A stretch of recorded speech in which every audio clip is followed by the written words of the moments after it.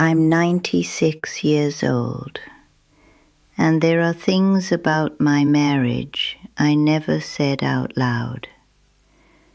Not when he was alive, not when I still had time to say them gently, and certainly not when it might have changed anything.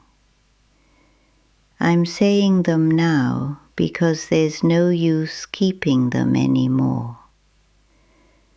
When you get to this age, you stop pretending that silence is kindness. You start to see it for what it was, avoidance. I wake up early these days, earlier than I need to.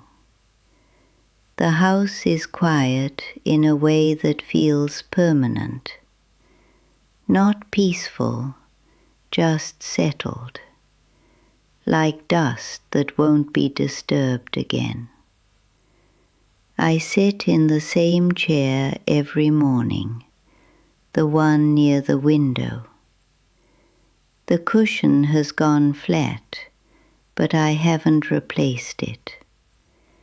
It remembers me, I think, or maybe I remember it. I make tea, but I don't always drink it while it's hot. There's no one to interrupt me anymore, no one to ask if I've added too much sugar. He used to say that every time, even when I hadn't. I used to get annoyed by it. Now I try to remember exactly how he said it. I can't always get it right. That's how memory goes at the end. It keeps the shape of things, but not the edges. We were married for 61 years. That sounds like something solid, something successful. People used to say that to us. 61 years, that's beautiful. I would nod. He would smile. And neither of us would say what it actually felt like. We met when I was 23. I remember the dress I wore the first time we spoke. It was blue, a little too tight at the waist because I'd had it altered myself. He noticed the stitching. That's what he commented on, not me. You did that yourself? I told him I did. He said it was neat work. I thought that meant something. Maybe it did. We married 2 years later. It wasn't rushed. It wasn't reluctant. It felt appropriate, like the next step in a life that had already started moving. He worked at an office. Numbers, ledgers, papers stacked neatly. He liked things in order. I worked part-time before the children came. A small shop, fabric and thread. I liked that too. Then we had our first child, and I stopped working. That wasn't a difficult decision. It was expected. I didn't question it. No one around me did. Life became smaller, but also fuller in ways I didn't notice at the time. Days had a rhythm. Breakfast at the same hour. Laundry on certain days. Shopping with a list I kept folded in my handbag. He left in the morning, always at the same time. He returned in the evening, usually tired. We spoke, of course, about the children, about money, about what needed fixing. There was always something that needed fixing. The sink, the roof, the car. We were good at managing things. That's what I remember most clearly. We managed everything. Except, I suppose, we didn't really notice what we weren't managing. There were small moments, even early on. He would come home and I would start talking before he had taken off his coat. Just small things. Something funny the children had done. Something that worried me. He would nod, but his eyes were somewhere else. I noticed it. I just didn't say anything. It didn't feel important enough to interrupt the evening. You tell yourself that a lot in a marriage. This isn't important enough. So you save things. You save them for later. Later becomes another day, another week, another year. And eventually you don't remember what you meant to say. We weren't unhappy. I want to be clear about that. We laughed sometimes. Not loudly, not often, but enough to say that it existed. We sat together in the evenings. We shared meals. We raised our children. We did all the things that make a life look whole from the outside. But there was a quiet distance that settled in slowly. Not because of one argument, not because of betrayal, just because we stopped reaching. I think that's the part people don't talk about. Nothing dramatic happens. You just stop trying to close the space between you, and the space grows. He started staying later at work. Not suspiciously, just gradually. There was always a reason, more responsibilities, more expectations. I accepted that. It made sense. Everything made sense at the time. That's the problem.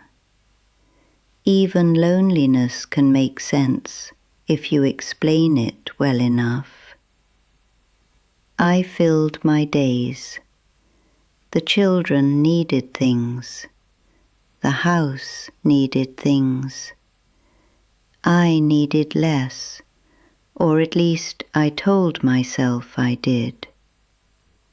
There were evenings when we sat in the same room and didn't speak for an hour. Not out of anger, just nothing left to say, or maybe nothing we were willing to say. I would think of something then, something small, something that might open a conversation, but by then it felt awkward, so I stayed quiet. He did too. Years passed like that, not empty, just unexamined. We celebrated anniversaries. We had guests over sometimes. We took a trip once when the children were older. I remember standing next to him, looking at something beautiful. I can't even recall what it was now, and thinking, I wish I knew what he's thinking. I didn't ask. It seemed like a strange question after so many years. That's another thing. The longer you're together, the harder it becomes to ask simple questions.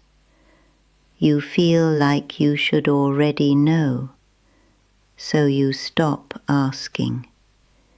And then you really don't know. The children grew up and left. The house became quieter. You would think that would bring people closer. It didn't. It just made the silence more noticeable. We developed routines that didn't require much interaction. He read the newspaper. I kept myself busy with small tasks that didn't need doing. We moved around each other easily, like two people who had learned how not to get in each other's way.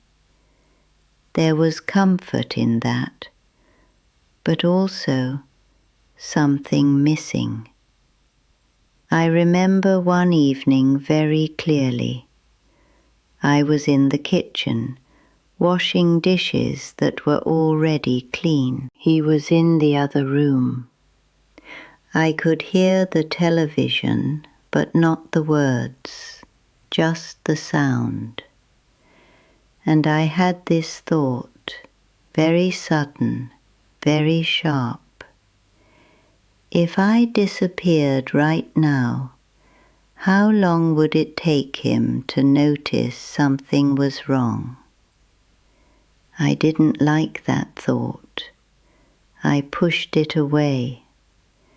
I told myself it was unfair, but it stayed with me, not as a question anymore, just as something I had felt once and couldn't quite forget.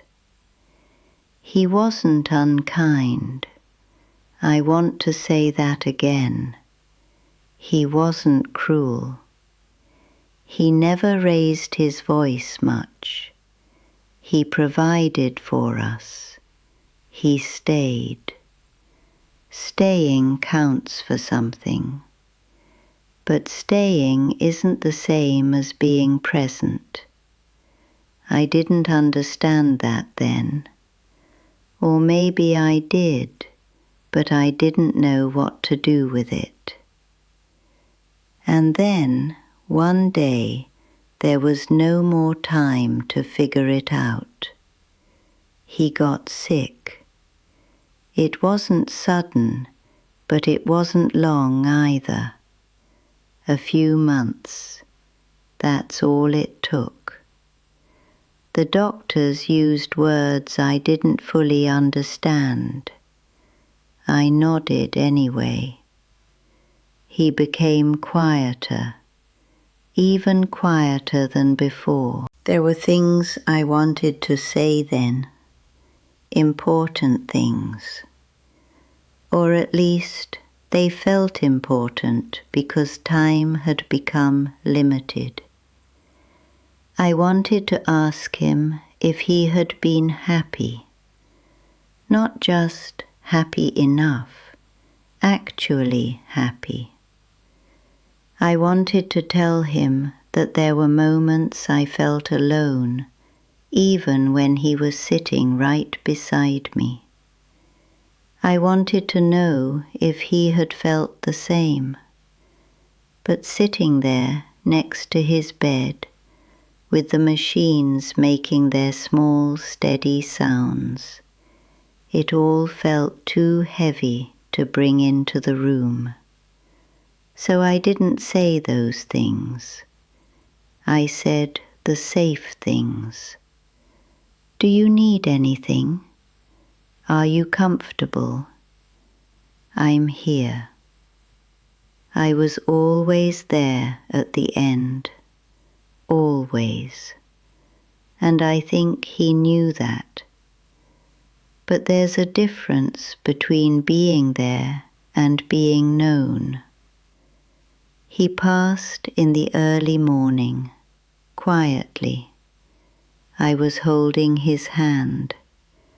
I remember thinking how light it felt, like something that had already started to leave. Afterward, people came. They said the usual things. He had a good life. You were lucky to have each other. I nodded. I said thank you. I didn't correct them, because from the outside they weren't wrong. But they didn't see the years in between the moments. They didn't see the distance that never quite closed. After the funeral, the house felt different. Not just emptier, honest. There was no one left to maintain the version of our life we had quietly agreed on. It was just me, and the truth I hadn't said. I started remembering things differently then. Not better, just more clearly. The times I didn't speak, the times he didn't either. All the small decisions to let something go unsaid. They add up. That's what I'm trying to tell you. It's not the big mistakes that stay with you. It's the absence of things. The conversations you never had. The questions you never asked. The moments you chose comfort over honesty. I don't know what would have changed if I had spoken more. Maybe nothing. Maybe everything. That's the part you never get to know. That's what stays with you. Now, when I sit by the window, I sometimes speak out loud. Not to anyone in particular, just the words I never said. It feels strange at first, then it doesn't. There's no answer, of course, just the sound of my own voice in a quiet room. If you're listening to me now, I'm not telling you what to do. I wouldn't know how. Life doesn't follow instructions. But I will say this. Don't assume there will always be time to say the harder things. Time has a way of closing without asking. And when it does, it takes those unsaid words with it. I lived a long life, long enough to see how easily years can pass without being noticed. Long enough to understand that staying together is not the same as knowing each other, and long enough to feel the weight of that difference. I don't regret loving him. That part is simple.